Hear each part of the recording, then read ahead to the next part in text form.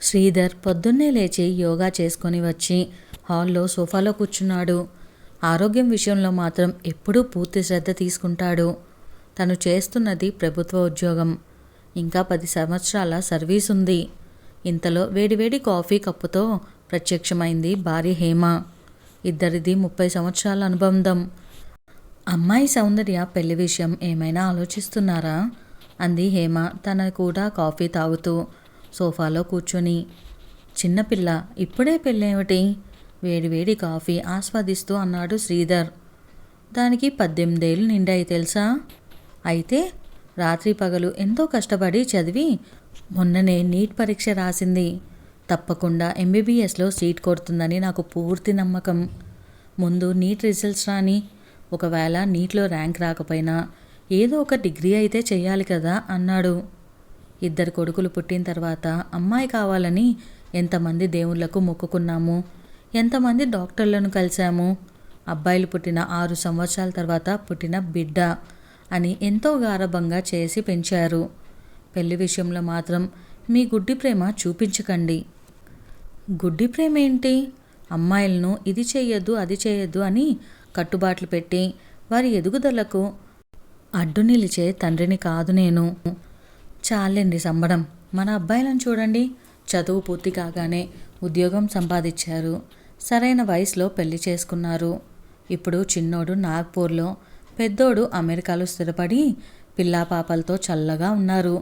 దీన్ని కూడా ఒక అయ్య చేతిలో పెడితే మన బాధ్యత తీరిపోతుంది కదా. ఏమైనా అర్థమవుతుందా తమరికి అంటూ శ్రీధర్ చేతిలో ఖాళీ అయిన కప్పుకో తీసుకొని వంటగది వైపు నడిచింది. దీనికి ఎప్పటికీ బుద్ధి రాదు అని మనసులో అనుకుంటూ పేపర్ అందుకున్నాడు. శ్రీధర్ పెద్దగా ఆకర్షించే వార్తలు కనిపించలేదు. ఇంతలో పక్కనే ఉన్న మొబైల్ టింగ్ టింగ్ అంటూ మెసేజ్ వచ్చిన చప్పుడు చేసింది. మొబైల్ తీసి చూశాడు. ఏదో కొత్త నెంబర్ నుండి మెసేజ్. ఓపెన్ చేసి చూశాడు. ఏదో ఫోటో సరిగ్గా కనిపించలేదు. పక్కన ఉన్న కళ్ళద్దాలు పెట్టుకొని చూశాడు. ఒక్కసారిగా గుండె ఆగిపోయినంత పనైంది. ఆ ఫోటోలో తన కూతురు ఇంకొకడు అసభ్యకరమైన సన్నివేశంలో నగ్నంగా ఉన్నారు. ఫోటో చూసినప్పటి నుండి శ్రీధర్కు మెదడు ముద్దుపారిపోయింది. నోట మాట రావట్లేదు. హేమ హేమ అని అరవాలనుకున్నాడు. కానీ గొంతు నుండి మాట రావట్లేదు. పట్టు తప్పిపోతుంది.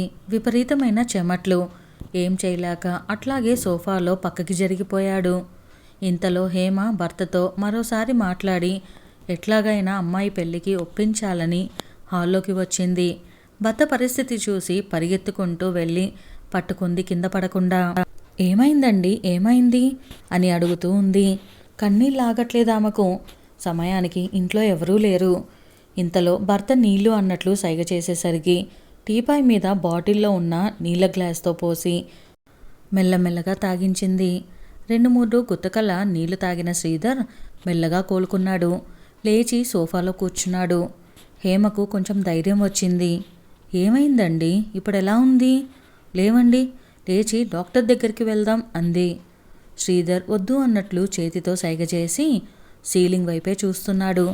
అసలు ఏమైంది మీకు? ఇప్పటి వరకు బాగానే ఉన్నారు కదా. పదండి డాక్టర్ దగ్గరికి వెళ్దాం అంది మళ్ళీ. శ్రీధర్ తన మొబైల్ తీసి హేమకు ఆ ఫోటో చూపించాడు. ఫోటో చూసిన హేమ కళ్ళు పెద్దవి చేసి అలాగే చూస్తూ ఉండిపోయింది. మెల్లగా తేరుకొని, ఎవడో పనికిమాలిన వెధవా మన అమ్మాయి గురించి పనికిమాలిన ఫోటో పెడితే మీరది నిజమో కాదో కనుక్కోకుండా ఇంతలా బాధపడతారా అంటూ భర్తకు ధైర్యం చెప్పడానికి ప్రయత్నం చేస్తూ ఏ నెంబర్ నుంచి అయితే ఆ ఫోటో వచ్చిందో ఆ నెంబర్కు ఫోన్ కలిపి స్పీకర్లో పెట్టింది. చాలాసేపు మోగిన తర్వాత ఎవరో ఎత్తారు. హలో అంది హేమ. హలో అని మొగగొంతు. చెప్పండి, ఎవరు మీరు? నేనెవరైతే మీకెందుకు? మా మొబైల్కి ఒక ఫోటో వచ్చింది, అది పెట్టింది నువ్వేనా? ఎవడ్రావు నువ్వు? నీకెంత ధైర్యం అని కోపంగా అడిగింది. అవును నేనే.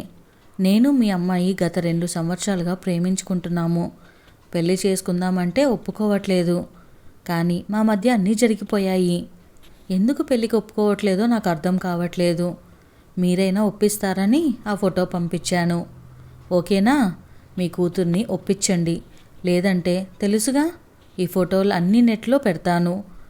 అప్పుడు మీ అమ్మాయి బతుకు ఏమవుతుందో ఒక్కసారి ఆలోచించండి అత్తయ్య గారు అన్నాడు. ఎవర్రా నీకు అత్తయ్య? అసలు మా అమ్మాయి నీతో ఇంత చనువుగా ఉందని, ఈ ఫోటోలు నిజమని రుజువేంటి? కొంచెం గట్టిగానే అడిగింది. మీకు రుజువు కావాలంటే ఇదే మొబైల్కి రోజుకో ఫోటో పంపిస్తా. ఆ ఫోటోలే మీకు రుజువులు. అంతెందుకు, మీ కూతుర్నే అడుగు, అన్నీ వివరంగా చెప్తుంది అని ఫోన్ పెట్టేశాడు. మళ్ళీ మళ్ళీ ఆ నెంబర్కు ఫోన్ చేసింది, కానీ స్విచ్ ఆఫ్ అని వస్తుంది. అన్నీ వింటున్న శ్రీధర్ బాధగా హేమ వైపు చూస్తున్నాడు. భార్యాభర్తలిద్దరూ చేతులు తల మీద పెట్టుకొని దిగాలుగా కూర్చున్నారు. ఏం చేయాలో అర్థం కావట్లేదు. పొద్దున జాగింగ్ కని వెళ్ళిన కూతురు ఇంకా ఇంటికి తిరిగి రాలేదు. శ్రీధర్ ఫోన్ తీసి కూతురికి కాల్ చేశాడు. రింగ్ అవుతుంది కానీ ఫోన్ తీయట్లేదు. మళ్ళీ మళ్ళీ చేశాడు. ఎంతకీ కూతురు ఫోన్ తీయట్లేదు. శ్రీధర్కి కూతురు మీద కోపం ఎక్కువవుతుంది. కూతుర్ని చిన్నప్పటి నుండి ఇంటి మహాలక్ష్మిలా చూసుకున్నాడు. ఏది అదీనా కాదనలేదు. తనని పెద్ద చదువులు చదివించాలనుకున్నాడు. అదృష్టం కొద్దీ తను బాగా చదువుతుంది. అన్నిట్లోనూ ఫస్టే. మొన్ననే నీట్ పరీక్ష రాసింది. రిజల్ట్ కోసం చూస్తున్నారు. ఇంతలో ఈ దౌర్భాగ్యపు వార్త. శ్రీధర్ తట్టుకోలేకపోతున్నాడు. తన నమ్మకాన్ని వమ్ము చేసిందే అని. అంతగా పెళ్లి చేసుకోవాలనే కోరికే ఉంటే ఒక్క మాట తనతో చెప్తే ఓ మంచి కుటుంబం నుండి అబ్బాయిని చూసి అంగరంగ వైభవంగా పెళ్లి చేసేవాడు కదా. ఈ పిచ్చి తిరుగుళ్ళు ఎందుకు? మనసు పరిపరి విధాలుగా ఆలోచిస్తుంది. ఇంతలో జాగింగ్కి వెళ్ళిన కూతురు సౌందర్య ఇంట్లోకి అడుగుపెట్టింది. తనని చూడగానే శ్రీధర్కు హేమకు ఎక్కడలేని కోపం వచ్చింది. అయినా ఇద్దరు కోపాన్ని అంచుకున్నారు. ఏమీ మాట్లాడకుండా సౌందర్య వైపే చూస్తూ ఉండిపోయారు. సౌందర్యకు తల్లిదండ్రుల ప్రవర్తన కొంచెం వింతగా అనిపించింది. ఏమైంది అట్లా ఉన్నారు అని మెల్లగా అడిగింది. నేను ఫోన్ చేస్తే ఎందుకు తీయలేదు అడిగాడు శ్రీధర్. నీ ఫోన్ వచ్చినప్పుడు నేను లిఫ్ట్లో ఉన్నాను, అందుకే తీయలేదు అని చెప్పింది. హేమ ఏదో అడగబోతుండగా శ్రీధర్ తనని ఒక చేత్తో ఆపి కూతుర్ని కూర్చోమని చెప్పి తన మొబైల్లోని ఫోటో చూపించాడు. ఫోటో చూసిన సౌందర్య ఒక్క క్షణం నిర్ఘాంతపోయింది. తేరుకొని మెల్లగా తల్లిదండ్రుల వైపే చూసింది. శ్రీధర్, హేమ తన వైపు ఏదో అనుమానంతో చూస్తున్నారు. అమ్మా నాన్నలు తనను అనుమానిస్తున్నారా, ఆ ఫోటో నిజమని అనుకుంటున్నారా అనే ఆలోచన తనను కలిచివేస్తుంది. మెల్లగా తలెత్తి ఇది నిజమని మీరు నమ్ముతున్నారా అంది సౌందర్య. కళ్ళ ముందు రుజువు కనపడుతుంటే ఎలా నమ్మకుండా ఉండాలి అన్నాడు శ్రీధర్. నీకు అంతగా పెళ్లి చేసుకోవాలని ఉంటే ఒక్క మాట మాతో చెప్పొచ్చు కదా, మేమే దగ్గరుండి పెళ్లి చేసేవాళ్ళం అంది తల్లి కూతుర్ని ఈసడింపుగా చూస్తూ. నాకు ఒక్క అవకాశం ఇవ్వండి జరిగింది చెప్పటానికి. అసలేం జరిగిందో కూడా తెలుసుకోకుండా మీరు నన్ను అనుమానిస్తున్నారంటే నాకు ఇన్ని రోజులుగా మీ మీదున్న గౌరవం పోతుంది. ఏమని చెప్తావు? ఇది అబద్ధం, అసలు జరిగింది వేరే, ఒక కట్టుకథ చెప్తావు అంతే కదా. అంతకంటే ఏముంటుంది నీ దగ్గర సమాధానం? గట్టిగా అరుస్తూ చెయ్యెత్తి కూతురు మీదకు వెళ్ళాడు శ్రీధర్. హేమ భర్తను వారించింది. ఈ హఠాత్ పరిణామానికి భయపడిన సౌందర్య పరుగున తన గదిలోకి వెళ్ళిపోయింది. హేమ, శ్రీధర్ నిస్సత్తుగా సోఫాలో కూర్చుండిపోయారు. 2 రోజులు గడిచాయి. ఆ రోజు తర్వాత ఇంకా కొన్ని రోజులు ఆ ఫోటోల పరంపర కొనసాగింది. రోజుకొక ఫోటో. ఇంట్లో యుద్ధ వాతావరణం. తల్లిదండ్రులు ఎంత వారించినా వినకుండా రోజు పొద్దున్నే సౌందర్య ఎక్కడికో వెళ్తుంది. దీంతో ఇద్దరికీ కూతురు పైన కోపం ఇంకా పెరిగింది.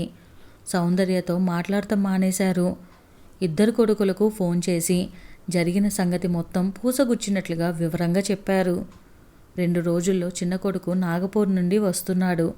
సౌందర్యతో మాట్లాడటానికి, తన భవిష్యత్తు గురించి చర్చించడానికి. ఆ రోజు సాయంత్రం శ్రీధర్కి లోకల్ పోలీస్ స్టేషన్ నుండి ఫోన్, అత్యవసరంగా రమ్మని. భార్యాభర్తలు ఇద్దరూ భయపడుతూ కూతురు విషయంలో ఇంకా ఏమేమి సంగతులు, ఎంతంటి అసభ్యకరమైన విషయాలు వినాలో అనుకుంటూ హుటాహుటిన పోలీస్ స్టేషన్కు వెళ్ళారు. అక్కడ షీ టీం కోసమై వేరేగా ఏర్పాటు చేసిన గదిలోకి వారిని వెళ్ళమని పంపించారు. ఆ గదిలో మహిళా ఆఫీసర్తో సౌందర్య ఏదో మాట్లాడుతూ ఉంది. శ్రీధర్ని, హేమని చూసిన ఆ ఆఫీసర్ వాళ్ళని కూర్చోమని, మీరేనా సౌందర్య తల్లిదండ్రులు అని అడిగింది. అవును అన్నాడు శ్రీధర్. ఆమె శ్రీధర్ను హేమాని చూస్తూ, మీకు వచ్చిన ఫోటోల్లో మీ అమ్మాయితో ఉన్న అబ్బాయి అతనేనా అంటూ పక్కనే కటకటాల్లో ఉన్న ఒక 25 ఏళ్ల అబ్బాయిని చూపించింది. భార్యాభర్తలు అటువైపు చూసి అవును అతనే అన్నారు. గత 6 నెలలుగా నన్ను ప్రేమించు అంటూ మీ అమ్మాయి వెంటపడుతున్నాడు వాడు. మీ అమ్మాయి ఎంతకీ ఒప్పుకోక తన చదువు మీద ధ్యాస పెట్టింది.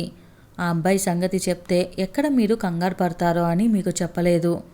వాడు మీ అమ్మాయిని ఎలాగైనా లోబర్చుకోవాలని మీ అమ్మాయి ఫోటోలను మార్ఫింగ్ చేసి అబద్ధపు ఫోటోలను సృష్టించి మిమ్మల్ని బ్లాక్మెయిల్ చేయటం మొదలుపెట్టాడు. మీ అమ్మాయినే కాదండి, గత కొన్ని సంవత్సరాలుగా ఎంతోమంది అమ్మాయిలను వీడి మాటలు నమ్మిన తల్లిదండ్రులను వీడి బ్లాక్మెయిల్ చేస్తూ అక్రమంగా డబ్బులు దోచుకుంటున్నాడు. వీడిని పట్టుకోవటానికి మేము ఎన్నోసార్లు ప్రయత్నం చేశాము. దొరికినట్లే దొరికి పారిపోతున్నాడు. వీడి గురించి చెప్తే ఎక్కడ తమ పేరు బయటకు వస్తుందో అని వీడి దాష్టికానికి బలైన అమ్మాయిలు కానీ వారి తల్లిదండ్రులు కానీ మాకు కంప్లైంట్ చేయలేదు. దాంతో వీడిని పట్టుకోవటం మాకు కష్టమైంది. వీడి ఆగడాలు ఎక్కువైపోయాయి. ఇన్నాళ్లకు మీ కూతురు ధైర్యం చేయటంతో వీడి ఆటలు అరికట్టగలిగాము. వీడు మాకు చిక్కాడు. మీరు మీ కన్నబిడ్డను నమ్మకుండా వాడి ఉచ్చులో పడి ఆమెను అవమానించారు. మీ అమ్మాయి మా దగ్గరకు వచ్చింది కాబట్టి వాడిని మేము తొందరగా అరెస్ట్ చేయగలిగాము. వాడి వేధింపులతో పాటు మీ అనుమానాలు భరించలేక మీ అమ్మాయి ఏదైనా అఘాయిత్యం చేసుకొని ఉంటే దానికి ఎవరు బాధ్యులు? మీ అమ్మాయి మీద మీకే నమ్మకం లేకపోతే ఇంకెవరు తనను నమ్ముతారు? కష్టమైనా నష్టమైనా మీ అమ్మాయికి ఇంకెవరితో చెప్పుకుంటుంది? పిల్లలకు అన్నీ ఇచ్చాము, గారాబంగా చూసుకుంటున్నాము అనగానే మన బాధ్యత తీరిపోదు. ప్రతి కష్టంలో నష్టంలో వారికి అందగా తోడుగా ఉండాలి. అంతేకాని ఎవడో కోన్కిస్కగాడు మీ పిల్లల గురించి ఏదో వాగితే అదే నిజమని నమ్మి మీ పిల్లలకు మాటలకు విలువివ్వకపోతే ఎట్లాగా? మీరే చెప్పండి అంది సీరియస్గా.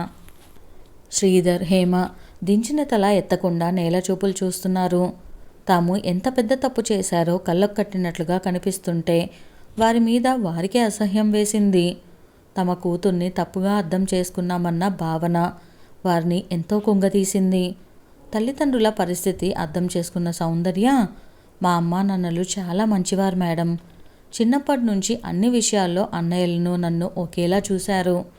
ఆడపిల్లని ఏనాడు చిన్నచూపు చూడలేదు. అర్థం లేని ఆంక్షలు పెట్టలేదు.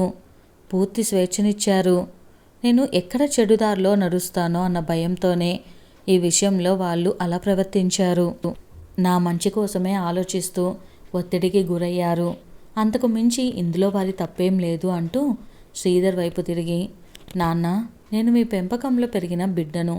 మంచి చెడు తెలుసుకునే విఘ్నత, సమర్థత మీరిద్దరూ చిన్నప్పటి నుండి నాకు అలవర్చారు. మీ కూతురు ఎప్పుడూ తప్పు చేయదు. కానీ ఒకటి మాత్రం నిజం, తెలిసో తెలియకో పిల్లలు ఏదైనా సమస్యలో చిక్కుకుంటే అమ్మా నాన్నలు వారిని వేలెత్తి చూపడం, వెలివేయటం కాకుండా అర్థం చేసుకొని అండగా నిలవాలి. అప్పుడే వారు ధైర్యంగా ఈ సమాజాన్ని, జీవితంలో వచ్చే ఒదిదుడుకులను ఎదుర్కోగలుగుతారు అంటూ ఇక ఇంటికి వెళ్దామా అని అడిగింది. ఆ మాటలు విన్నాక ప్రస్తుత యువతను తాము ఎంత చులకనగా, ఎంత బాధ్యత లేనిదిగా చూస్తున్నారో వారికి అర్థమైంది. ప్రేమగా కూతురు భుజం మీద చెయ్యి వేసి ముందుకు నడిచారు. ఇదండి ఇవాళ మన కథ. కథ నచ్చితే వీడియోకి లైక్ చేయడం మర్చిపోకండి. కొత్త వాళ్ళైతే ఛానల్ని సబ్స్క్రైబ్ చేసుకోండి. Thank you. అలానే మరిన్ని కథలు మన ఛానల్లో ఉన్నాయి, ఒకసారి చూసేయండి. Stay tuned.